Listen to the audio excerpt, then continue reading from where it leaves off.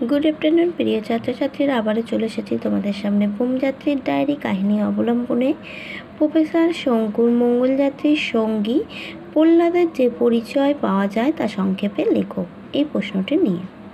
তার আগে বলে রাখি, প্রহ্লাদ কে ছিল? প্রহ্লাদ ছিলেন প্রফেসর শঙ্কুর ভৃত্য, তাই না? তো সেই প্রহ্লাদের পরিচয় এখানে জানতে চেয়েছে।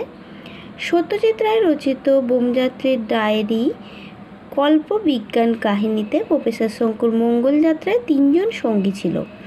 তারা হলো প্রফেসর শঙ্কুর ভৃত্য প্রহ্লাদ, প্রফেসর শঙ্কুর বিড়াল নিউটন এবং প্রফেসর শঙ্কু আবিষ্কৃত রোবট বিদুশেখর। এবার প্রহ্লাদের পরিচয়। তার সাদাসিধে অথচ সাহসী। প্রহ্লাদ ছিল সহজ সরল বোকা প্রকৃতির খুব সাহসী মানুষ।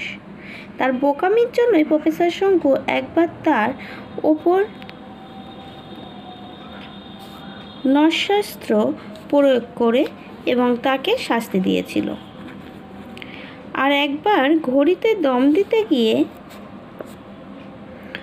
ভুল করে ঘড়ির কাঁটা ঘুরিয়ে ফেলেছিল প্রহ্লাদ, তাই সেবার প্রফেসর শঙ্কুর রকেট যাত্রা পণ্ড হয়ে গিয়েছিল। আবার অন্যদিকে প্রহ্লাদের সরলতা প্রফেসর শঙ্কুকে বিরাট বিপদের হাত থেকেও বাঁচিয়েছে।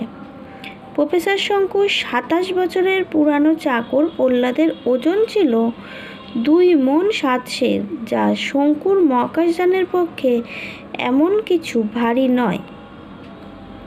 সাহসী প্রহ্লাদকে তাই মঙ্গলযাত্রায় সঙ্গী করেছিলেন প্রফেসর শঙ্কু। সরল মনের প্রহ্লাদের বিশ্বাস ছিল গ্রহের নাম যখন মঙ্গল, তখন সেখানে কোনো অনিষ্ট হবে না। অথচ সেই প্রহ্লাদকেই মঙ্গলে নেমে সর্বপ্রথম মঙ্গলীয় জন্তুটির তাড়া খেয়ে কোনো ক্রমে প্রাণ বাঁচাতে হয়েছিল। এই হলো প্রফেসর শঙ্কুর ভৃত্য প্রহ্লাদের পরিচয়।